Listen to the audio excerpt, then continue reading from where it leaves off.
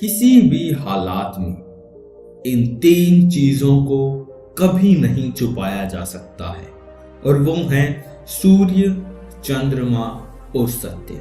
नमस्कार दोस्तों, स्वागत करता हूं एक बार फिर से आपका बुद्धा इंस्पिरेशनल चैनल पर, जहां हम हर रोज इंस्पिरेशनल और मोटिवेशनल वीडियोस जो गौतम बुद्ध से रिलेटेड होती हैं वो डालते रहते हैं।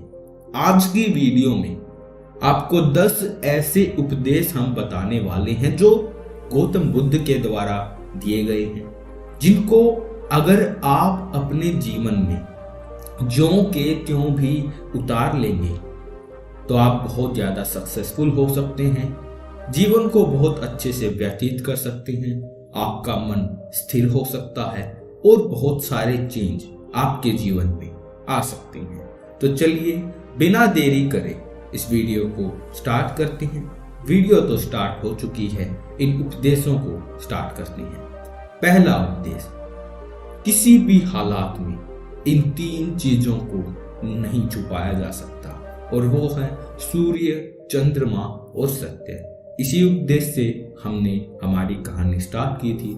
इसका पूरा मीनिंग आपको समझ आ चुका होगा कि आप कितनी भी कोशिश क्यों ना करें, आप सूर्य, चंद्रमा और सत्य को नहीं छुपा सकते। सूर्य और चंद्रमा को तो हम वैसे भी नहीं छुपा सकते, लेकिन रहता है सत्य। आप सत्य को कितनी भी कोशिश कर लीजिए छुपाने की, सत्य एक ना एक दिन सामने आ ही जाता है। एक झूठ को छुपाने के लिए हम लाख झूठ बोलते हैं, इससे अच्छा हम एक बार सत्य बोल देते हैं तो हमें लगता है कि हमारे रिश्ते खराब हो जाएंगे। लेकिन दोस्तों, सत्य की नींव बहुत ही मजबूत होती है। किसी से अगर आप सत्य बोलते हैं तो वो आदमी एक बार अवश्य ही आपसे रुष्ट हो सकता है, लेकिन आपको कभी नहीं भूलेगा, आपसे रिश्ता वह कभी नहीं तोड़ेगा। दूसरे उपदेश की ओर चलते हैं। जीवन में किसी उद्देश्य या लक्ष्य को पाने से ज्यादा महत्वपूर्ण उस यात्रा के अच्छे से संपन्न करना होता है।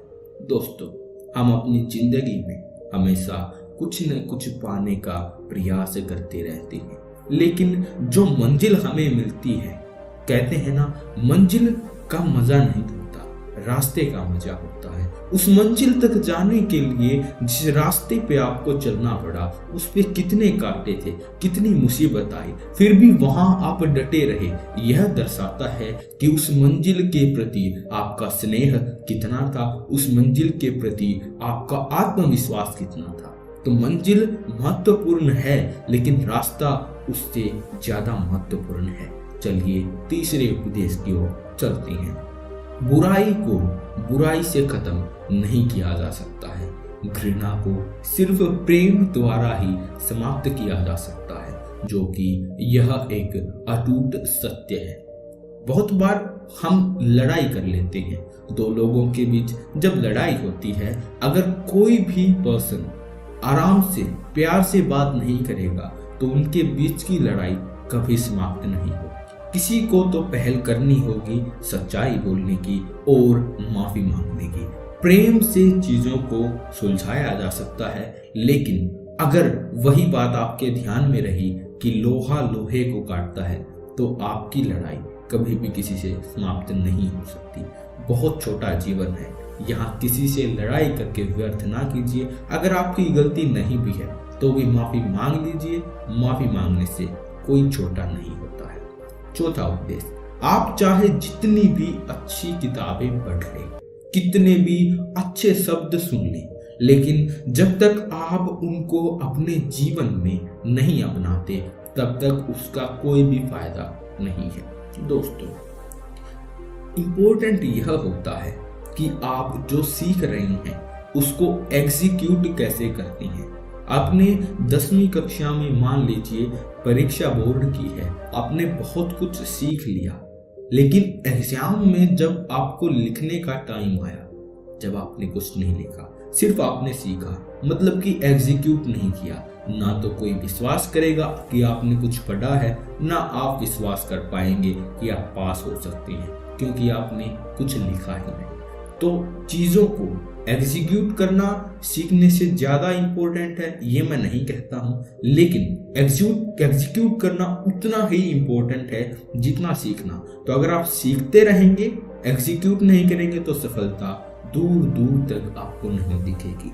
पांचवा उपदेश, हमेशा क्रोधित रहना ठीक उसी तरह है जैसे जलते हुए कोयले को किसी दूसरे व्यक्ति पर फेंकने की इच्छा से खुद पकड़ कर रखना। यह क्रोध सबसे पहले आपको ही जलाता है। दोस्तों, क्रोध की अग्नि की मापिक ही होती है।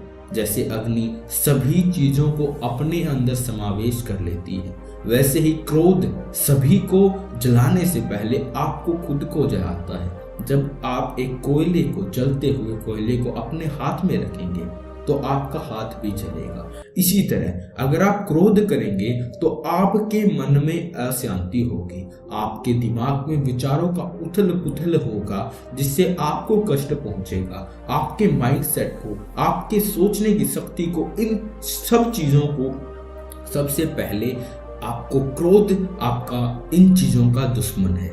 तो क्रोध करने से पहले ये जरूर सोच लें कि इससे और किसी का घाटा हो या ना हो, सबसे पहले आपका जरूर लॉस होने वाला है। छठा उपदेश, भविष्य के बारे में मत सोचो और अतीत में मत उलझो, सिर्फ वर्तमान पर ध्यान दो। जीवन में खुश रहने का सही तरीका एकमात्र वर्तमान में जीना है। दोस्तों, इस उपदेश से हम ये नहीं कह रहे कि आप गोल मत बनाओ। फ्यूचर के लिए गोल बनाना बेहद ही इम्पोर्टेंट है, लेकिन उन गोल को सोचते रहना वो इम्पोर्टेंट नहीं है। हमने माना कि आपने अपने गोल्स तैयार किए कि मेरे को यहाँ तक ये अचीव करना है, यहाँ तक ये अचीव करना है, इस महीने में ये अचीव करना है, लेकिन आपने एग्जीक्यूशन नहीं किया, उसकी तरफ एक स्टेप नहीं लिया। समझ रहे हो आप? अगर आप, जैसे मैंने पहले ही बताया कि एग्जीक्यूट करना उतना ही जरूरी है जितना कि सीखना।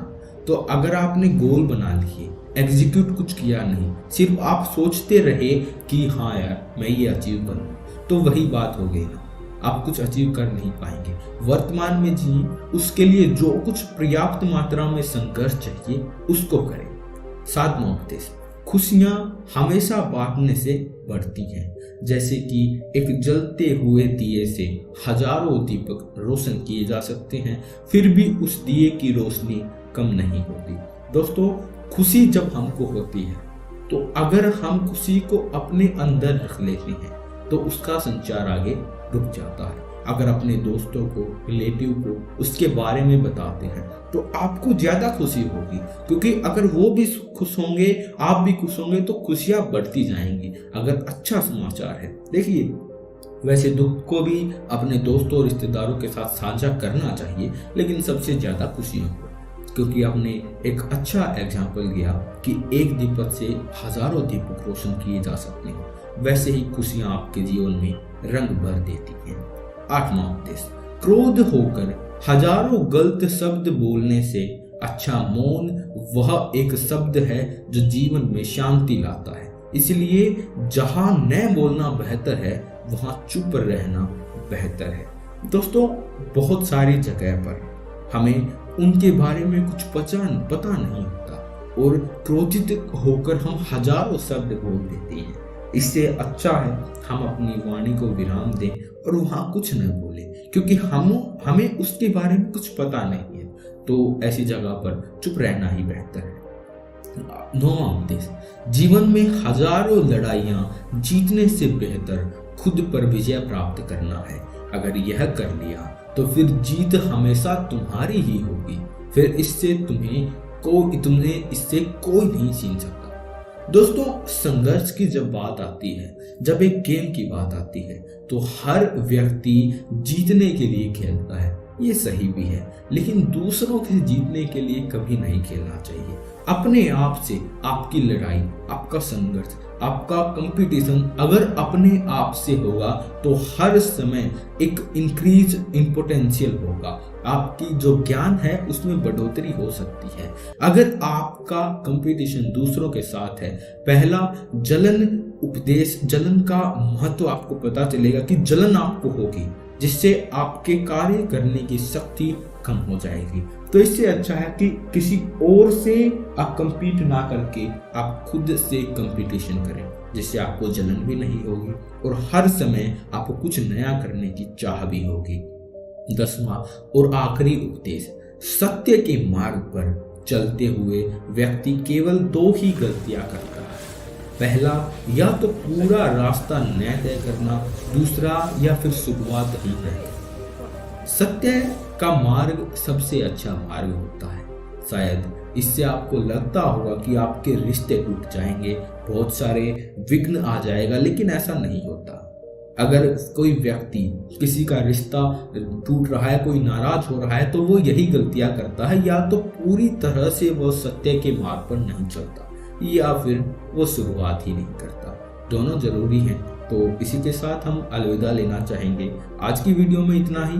फिर मिलते हैं किसी और नई वीडियो के साथ। फिर क्या, कल ही मिलते हैं किसी और नई वीडियो के साथ। तब तक आपका बहुत बहुत धन्यवाद। स्क्रीन पर एक और वीडियो आ रही है, इसे जरूर देखें।